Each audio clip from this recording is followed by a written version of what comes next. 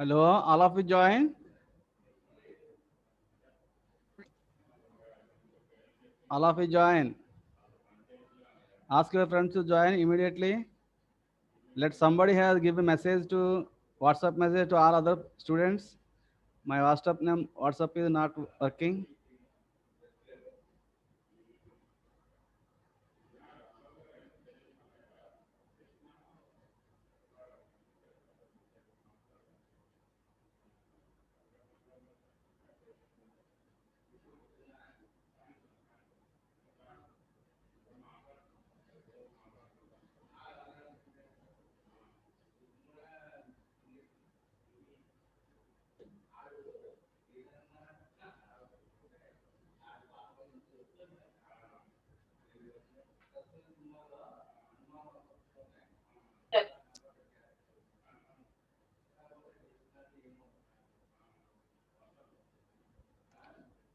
Hello, all of you join.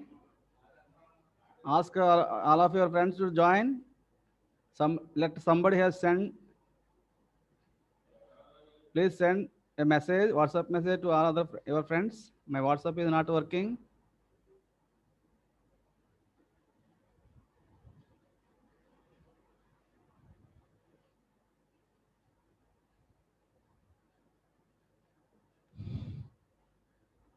All of you join.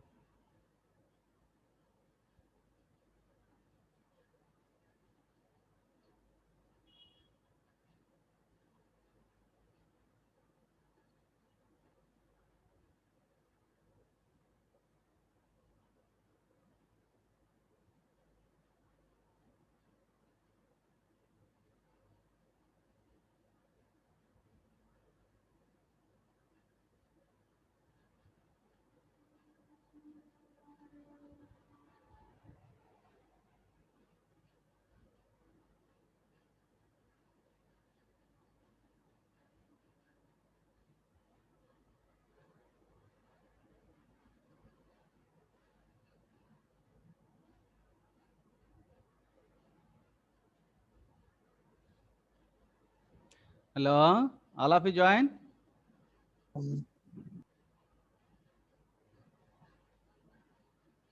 Okay, so far we have covered conduction heat transfer, steady state conduction heat transfer, as well as unsteady state conduction heat transfer, fins, and third unit introduction to convection.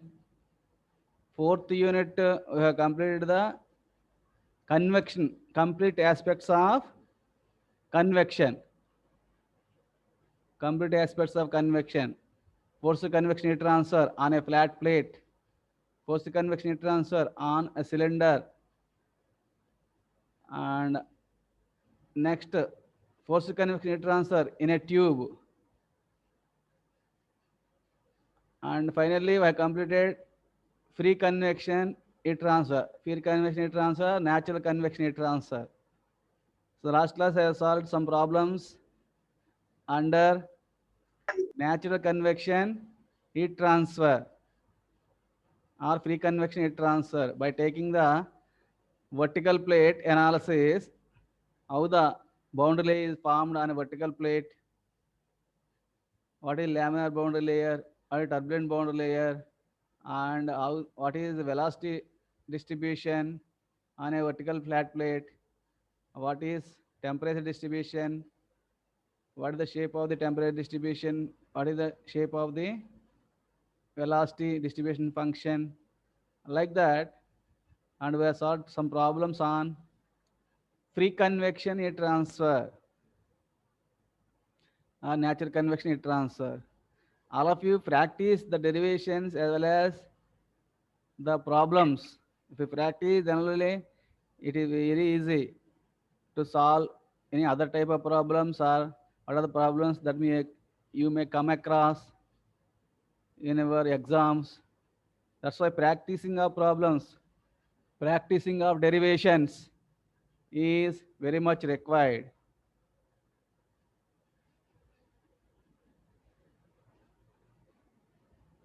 Okay, na? Now, fourth unit, so far we have completed 4 units. Fourth unit completed. Fifth unit, now today we'll start fifth unit. Fifth unit consists of two topics. One is boiling and condensation, and second one, heat exchangers. So first we'll complete heat exchanger first. Then finally we'll go for boiling and condensation. Boiling heat transfer as well as condensation heat transfer. So before going to discuss the topics of boiling and condensation, so first we'll complete the heat exchangers part. So heat exchanger, just like boiler, examples of heat exchanger, boiler is a heat exchanger, condenser is a heat exchanger, cooling, air compressor, if you take the air compressor, intercooler, aftercooler also comes under heat exchangers. If you take the intercooler of a air compressor, so air after initial stage compressing, then you have to intercool to the initial temperature with the help of intercooler. So the shell and tube heat exchanger will be there. In one shell, air may be passing. In the tubes, water will be passing. And there are two fluids in any heat exchanger. A shell and tube heat exchanger. Whenever the air, hot air passes in the shell and cool water or cold water will be passing through the tubes, and obviously heat transfer from hot air to cold water takes place. So that is an example of intercooler of a air compressor, aftercooler, intercooler, boilers, and condensers. All these devices, thermal equipment comes under heat exchanger. Heat exchanges from one fluid to other fluid. With the help of two fluids here, heat transfer from high temperature fluid to low temperature fluid. So the thermal devices in their heat exchange takes place from one fluid to other fluid, or one system to other system, one fluid to other fluid. Obviously, heat transfer from high temperature to low temperature. So takes place. So that kind of devices, thermal devices, are known as heat exchangers. So, so I'll start the fifth unit now. First, there are two topics here: heat exchangers, and second topic, boiling and condensation. First, we'll complete heat exchangers. Then we'll go for boiling and condensation. Boiling and condensation. So a heat exchanger, how do you define? Maybe defined as an equipment which transfers the energy, which transfers the energy means heat energy, which transfers the energy from a hot fluid to a cold fluid. So with the objective, with the maximum rate of heat transfer and minimum investment and running cost. So your objective in this is you have to minimize the cost, minimization of cost, and maximization of heat transfer rate.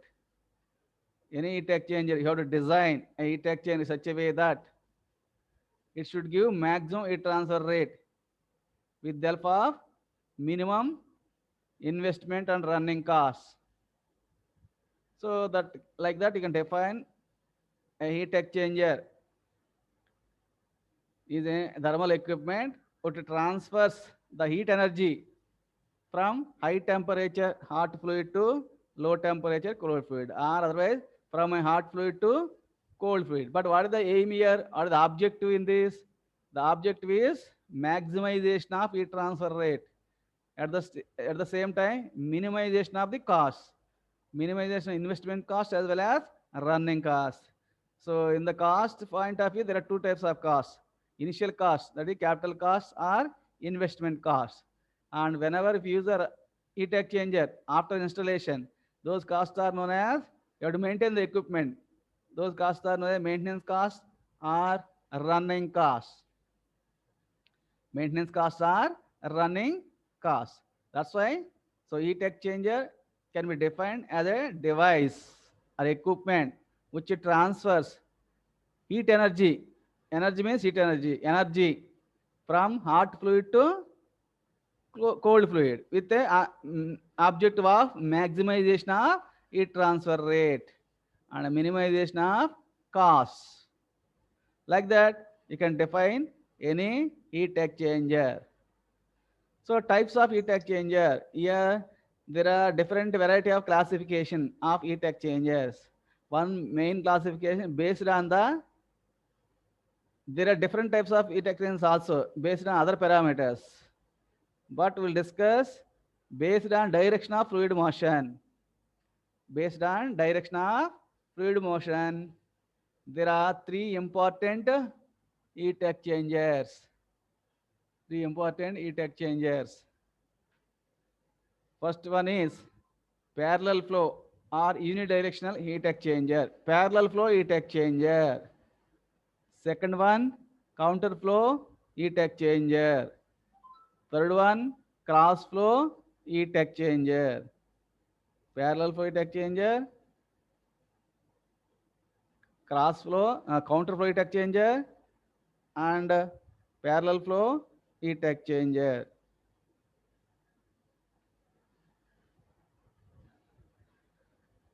So parallel flow heat exchanger, one type of classification based on the direction of the fluid motion. Here there are two types of fluids: hot fluid and cold fluid. Here this is the one, for example, this is inside the tubes. The tubes are there inside. Hot fluid is flowing. In the shell, this is known as shell. Shell of the heat exchanger. This is a tube. Tube of the heat exchanger. This is the shell of the heat exchanger. In the tubes, hot fluid is flowing in one direction, the positive x direction. And in the shell, cold fluid is flowing. This is inlet of the cold fluid. This is outlet of the cold fluid. The inlet of the hot fluid is the outlet of the hot fluid. So whenever hot fluid flowing in the positive x direction, and at the same time cold fluid also in the positive x direction, in the same direction, like this, in the same direction. In the same direction, hot fluid is flowing in this direction. Cold fluid also flowing in the same direction. So that kind of heat exchanger is known as parallel flow heat exchanger.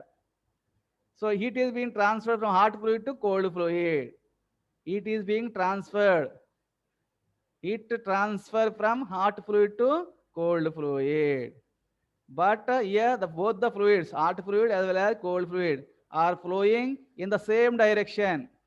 That's why these type of heat exchangers are known as parallel flow heat exchangers or unidirectional heat exchanger, unidirectional flow or unidirectional heat exchanger, unidirectional flow heat exchangers. So hot fluid, this is a cold fluid. Parallel flow heat exchanger. What is TH1? Temperature of the hot fluid at the inlet, 1 for inlet, 2 for outlet. What is TH1? Temperature of the hot fluid at the inlet. What TH2? Temperature of the hot fluid at the outlet. What is TC1? Temperature of the cold fluid at the inlet. What is TC2? Temperature of the cold fluid at the outlet. Hot fluid, cold fluid, both are flowing in the same direction. And heat transfer from whenever hot fluid flowing like this, cold fluid coming like this, heat is being transferred from hot fluid to cold fluid. So that kind of heat exchanger is known as parallel flow heat exchanger. Parallel flow heat exchanger. Here two fluids, hot fluid and cold fluid. Both are flowing in the same direction. That's why it is parallelly. Both fluids are flowing in the parallel direction, or same direction. That's why these type of heat exchangers are known as parallel flow heat exchangers. Here, hot fluid, hot fluid inlet, hot fluid outlet. TH1, temperature hot fluid at the inlet. TH2, temperature hot fluid at the outlet. And TC1, temperature cold fluid at the inlet. TC2, temperature cold fluid at the outlet. So while hot fluid is flowing in this direction, cold fluid also flowing in the same direction, heat is being transferred. Heat is being transferred from hot fluid to cold fluid. Obviously, what will happen? The temperature of the hot fluid decreases, at the same time, temperature of the cold fluid increases. So temperature, next, this diagram, this is a schematic diagram of the parallel flow heat exchanger. So this diagram is the temperature versus length of the heat exchanger. L, length of the heat exchanger. Throughout the length of the heat exchanger, this is length of the heat exchanger. Y-axis temperature, x-axis length of the heat exchanger. And if you draw the temperature profile or temperature variation for hot fluid as well as cold fluid, the temperature of the hot fluid decreases from TH1 to TH2. Temperature of the hot fluid decreases from TH1 to TH2. So at the same time, temperature of the cold fluid, temperature of the cold fluid, temperature cold fluid increases from TC1 to TC2. Temperature cold fluid increases from TC1 to TC2. So TH1, temperature of the hot fluid at the inlet. TH2, temperature of the hot fluid at the outlet. So whenever heat transfer from hot fluid to cold fluid, the temperature of the hot fluid decreases. At the same time, temperature of the cold fluid increases. Temperature of the cold fluid increases. So this kind of arrangement is known as parallel flow heat exchanger. This is this diagram, temperature profile for both the fluids, hot fluid as well as cold fluid. Okay, na? So this is the parallel flow heat exchanger. Since parallel flow heat exchanger needs a larger area of heat transfer, here you require large area of heat transfer because both fluids are flowing in the same direction. So needs a larger area of heat transfer. So because this big equipment is required, big heat transfer is required. That's a costly affair. That's why, therefore, it is rarely used in practice nowadays. So parallel flow heat exchangers are not being used because of requirement of larger areas. If larger area is required, high size heat exchanger. So if you want to install high size heat exchanger, it occupies space and also cost increases. That's why nowadays nobody using these parallel flow heat exchangers. Parallel flow heat exchangers. And examples, but small equipment they are using. Examples like all oil coolers, oil heaters. In the oil cooler, in a automobile or in any device, any other industrial equipment, the oil coolers will be there, oil heaters will be there, water heaters will be there, water coolers will be there. So in that, for small equipment, if the size is not criteria, then you can go for parallel flow heat exchanger.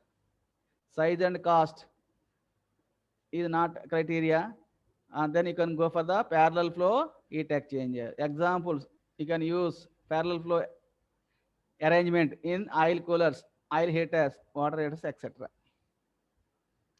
Next, second type of arrangement based on the fluid direction. That heat exchanger is known as counterflow heat exchangers. Here two fluids flow in opposite direction. Hot fluid flows in the positive x direction, but your cold fluid flowing in the opposite direction. Opposite direction of the hot fluid direction. Cold fluid direction is in opposite to the hot fluid direction. That's why here this is a tube. In the tube, hot fluid is flowing in the positive x direction. But at the same time, the cold fluid is flowing in the negative x direction, like this, in the negative x direction. That's why your temperature, your cooling water or cold fluid, starting point is here, ending point is here, or inlet of the cold fluid is here, outlet of the cold fluid is here. That's why here also hot fluid flowing in a positive x direction, but TH1, that is the same. Temperature of the hot fluid at the inlet. What is TH2? Temperature of the hot fluid at the outlet. And but here from the bottom, cold fluid is flowing at the inlet and flowing like this. That's why it is opposite direction of the hot fluid direction. That's why this type of arrangement, these type of arrangements, are this type of arrangement is known as counterflow heat exchanger. Why counterflow? Hot fluid is flowing one direction, but at the same time, but the cold fluid is flowing in the opposite direction. Cold fluid flowing in the opposite direction. Because that's why here heat transfer is very effective in the counterflow heat exchanger. The heat transfer rate is, or heat transfer is very effective because of opposite direction of the other fluid when compared with one fluid.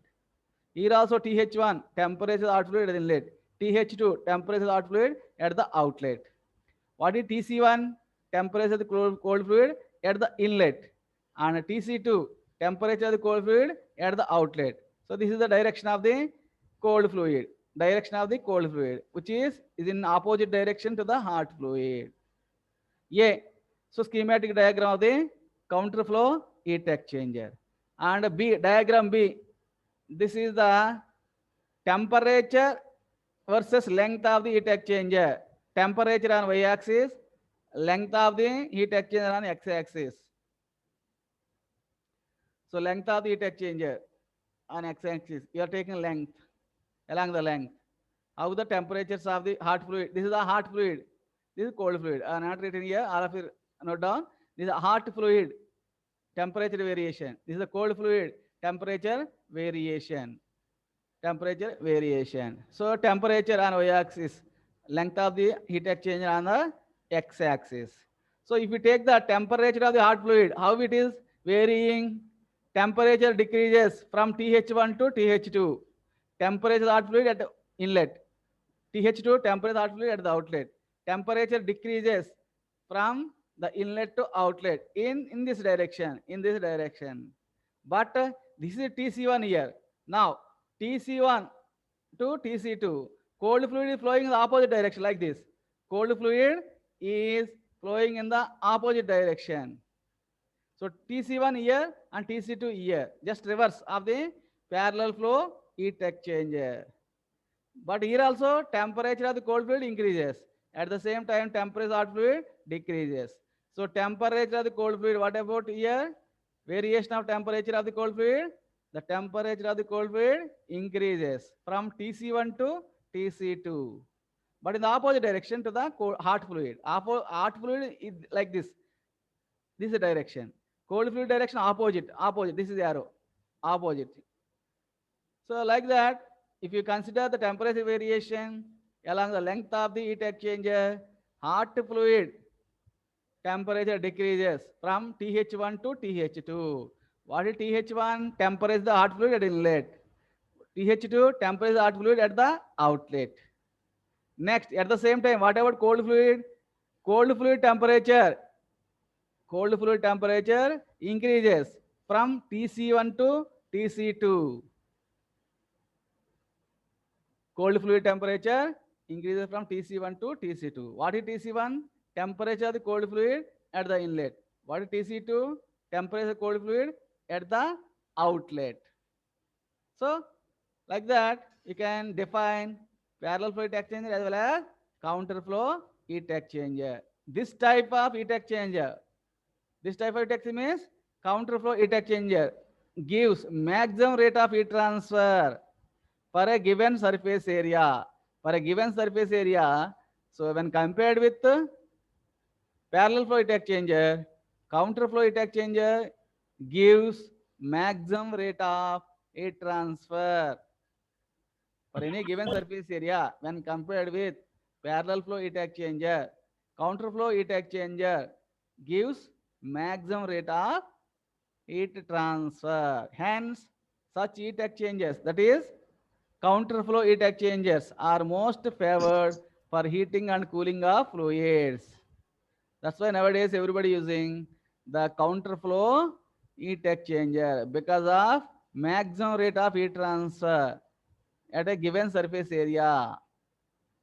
If you fix the surface area when compared with the parallel flow and counter flow heat exchanger, so counter flow heat exchanger is better than the parallel flow heat exchanger because counter flow heat exchanger gives maximum rate of heat transfer.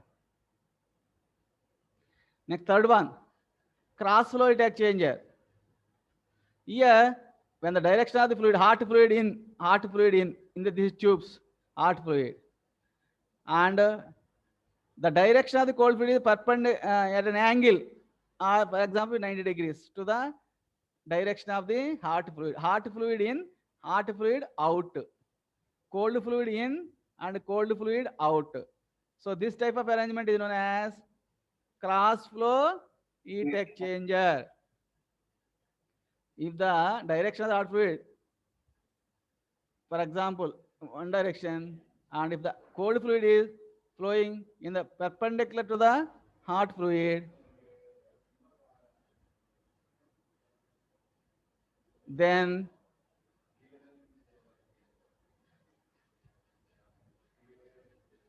we can say that the heat exchange arrangement is cross flow heat exchanger. In through the tubes, hot fluid is flowing here. So hot fluid in, hot fluid out, hot fluid in, hot fluid out, hot fluid in, hot fluid out, hot fluid in, hot fluid out. At the same time, for example, air passing over these tubes at an angle 90 degrees to the direction of the hot fluid. So cold fluid in, cold fluid out, cold fluid in, cold fluid out, like that. So cold fluid in and cold fluid out. So but at an angle. So that type of arrangement is known as cross flow heat exchangers. In this cross flow heat exchanger, the two fluids, hot and cold, cross one another in space. Cross one another. Here it is crossing like this. Here it is flowing, it is crossing. Cross one another in space. In space. Usually at right angles. Usually at right angles. So this type of heat exchanger is known as cross flow heat exchanger. Okay na?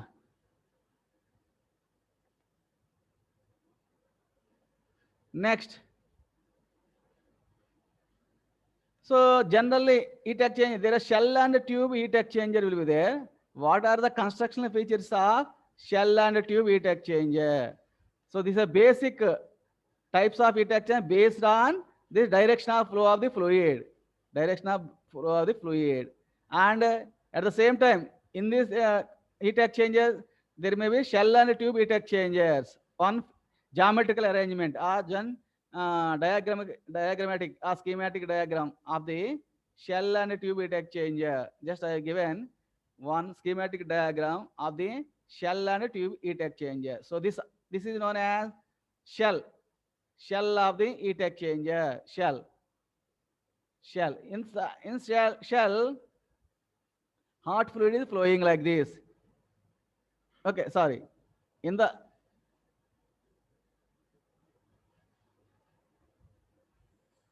shell, cold fluid flowing like this in the shell, coming like this, like this, like this, and outside the surface of the tube, the cold fluid is coming outside surface of the tubes. Inside the tube, hot fluid is flowing. Inside the tubes, hot fluid. Inside the tube, hot fluid. Outside surface of the tubes, that is cold fluid like this. So complete this is known as shell. So cold fluid entering the shell. This is shell. This is shell. Leaving out from the shell. So cold fluid entering the shell at this location and flowing like this and flowing like this. Cold fluid over the surface of the tubes. Over the surface of the tubes. Here also over the surface of the tubes and leaving from the shell of the heat exchanger, cold fluid. But at the same time, hot fluid entering like this, hot fluid entering like this, hot fluid is flowing inside the tubes and flowing like this, and coming out from the tube at the outer space and going out, hot fluid out. So this is the constructional features of the cross-sectional view of shell and tube heat exchanger. This is known as shell outside. The outside enclosure is known as shell. Inside the tubes are there. Those are not tubes. Those shell and tube heat exchanger. So how the heat transfer takes place? Heat exchanges from the hot fluid to cold fluid. Whenever the hot fluid flowing like this, inside the tube hot fluid. Over the outside surface there is a cold fluid. Heat transfer from hot fluid to cold fluid. Then here also hot fluid to cold fluid. Here also hot fluid to cold fluid. Here also hot fluid to cold fluid. Then so the cold fluid temperature increases. Finally, temperature cold fluid is high when compared with the temperature cold fluid at this point, and cold fluid leaving from the shell. So this type of arrangement is known as shell and tube heat exchanger. This is the shell and these are the tubes. Here there are 4 tubes. I have shown 4 tubes. But this is a partition for hot fluid entry, and above this partition hot fluid is going out. And to avoid mixing of coming hot fluid and going hot fluid, we have to provide some obstruction here or partition. And these are the baffle plates. Okay, this is construction. So these are the baffle plates. Baffle plate. This is also baffle plate. Baffle. BAFFLE. Baffle plate. What is the use of baffle plate? So why you have provided baffle plate? To change the direction. So to change the direction of this cold fluid. For example, cold fluid flowing like this. So it has to obstruct the baffle plate, and again you go the other direction. It is moving up and going down. Like that.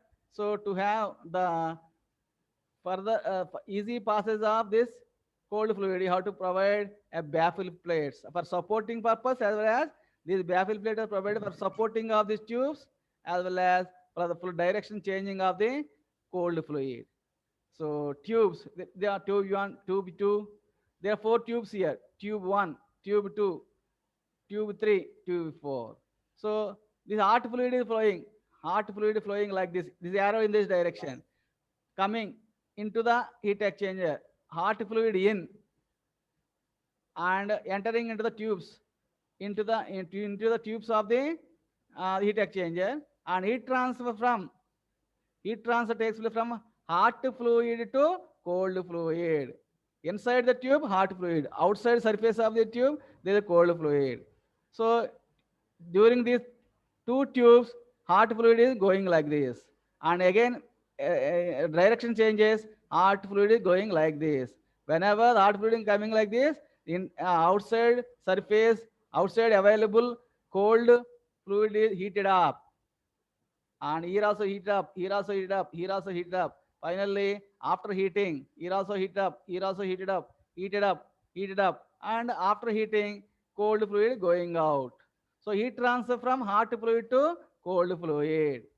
So hot fluid coming like this and going like this, whereas cold fluid coming like this and take a turn, and again take a turn, again take the final turn, and finally it is leaving from the shell at the outlet.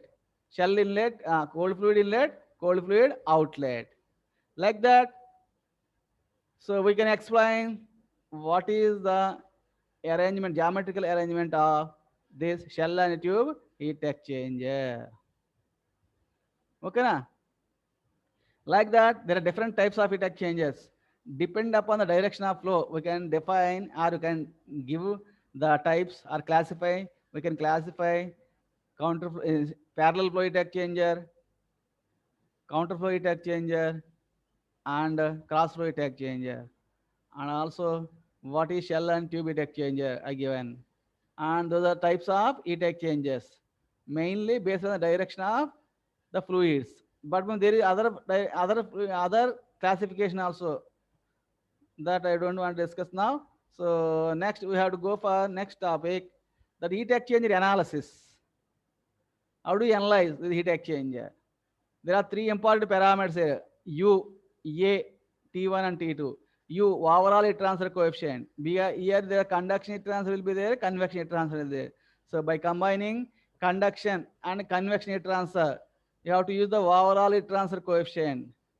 And the third mode of heat transfer, by neglecting radiation heat transfer, by considering conduction heat transfer as well as convection heat transfer, there are three important parameters to be designed or to be analyzed otherwise in this heat exchanger.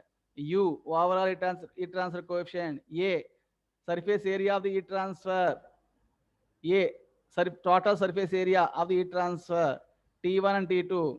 T1, again TH1, temperature of the hot fluid at the inlet. TH2, temperature of the hot fluid at the outlet. Similarly, TC1, temperature of the cold fluid at the inlet.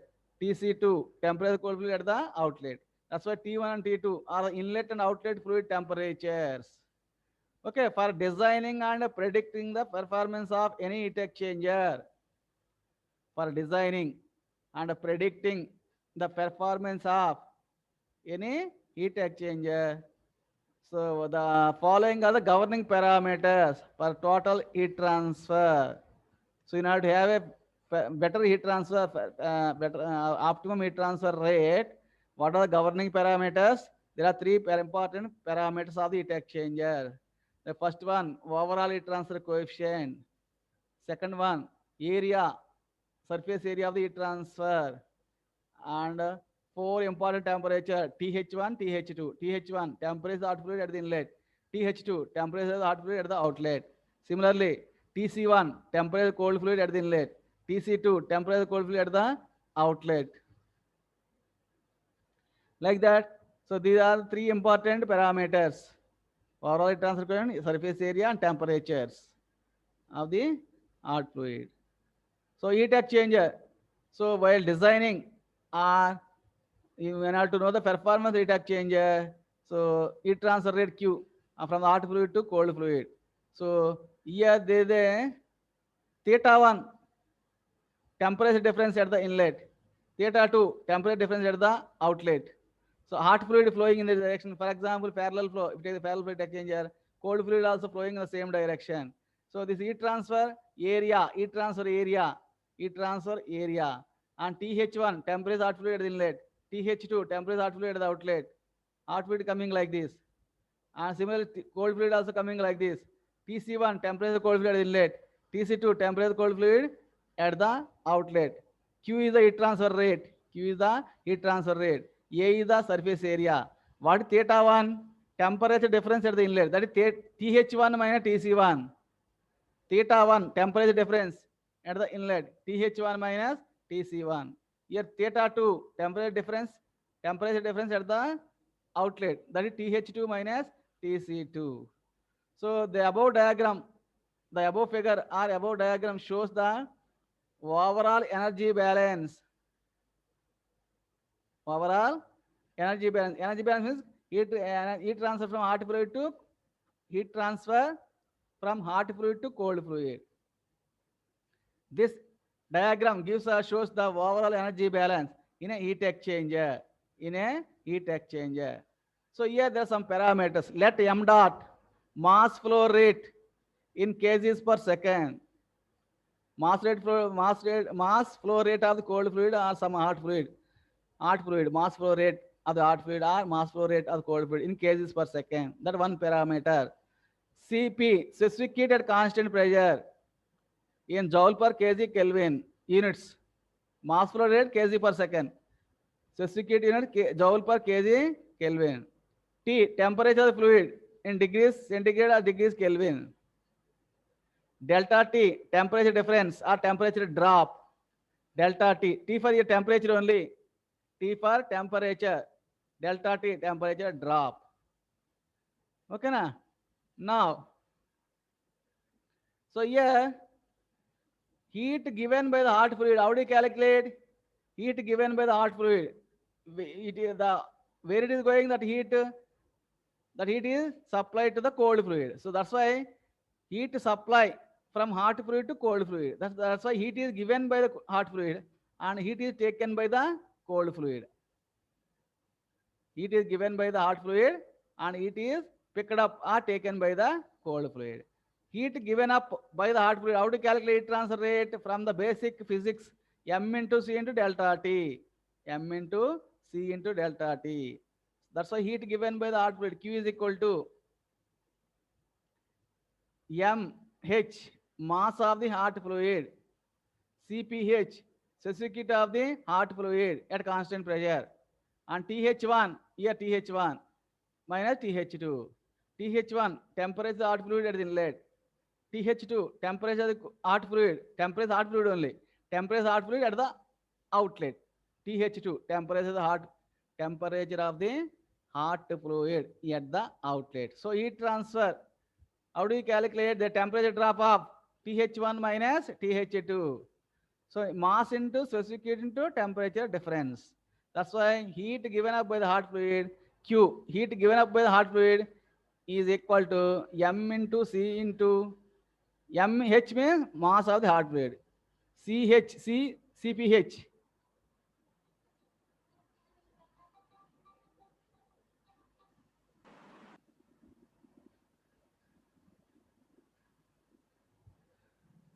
So heat given by the hot fluid is equal to mass into specific heat into temperature difference, Th1 minus Th2. So if we consider hot fluid, Q is equal to m into c, specific heat into temperature drop. Similarly, where it is going, that hot and the heat is being given to the cold fluid. That's why that same heat, that Q, is taken by the cold fluid. That's why heat picked up by the cold fluid. Heat picked up by the cold fluid, Q is equal to mc into Cpc into Tc1 minus Tc2. So What is the heat that is given by the hot fluid that is taken away by the cold fluid? That's why same heat transfer rate Q is equal to. That's why you can equate MC, mass of the cold fluid, into CPC, specific of the cold fluid, specific of cold fluid at a given pressure P, and TC1 minus TC2, temperature difference of the cold fluid. That's why the total heat transfer rate in the heat exchange, that is Q. But generally, how do you calculate? This is one equation, how you are getting heat transfer rate.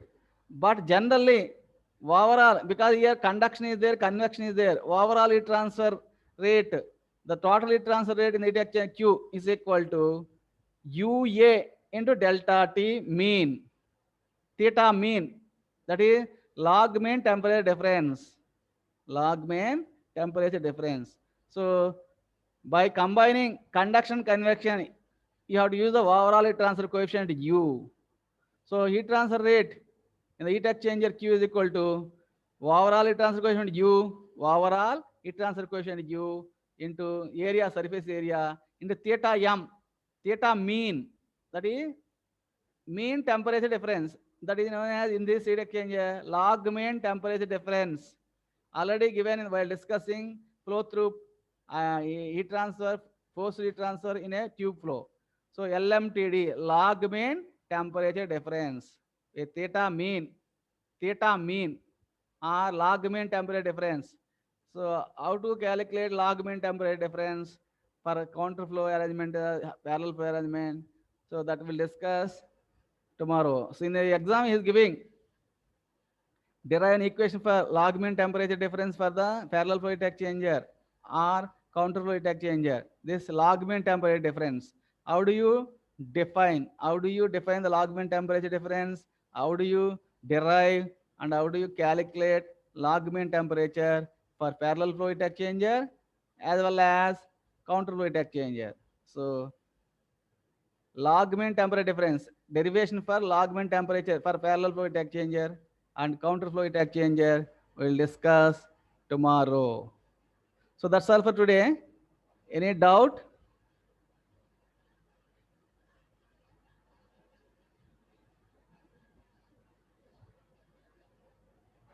Any doubt?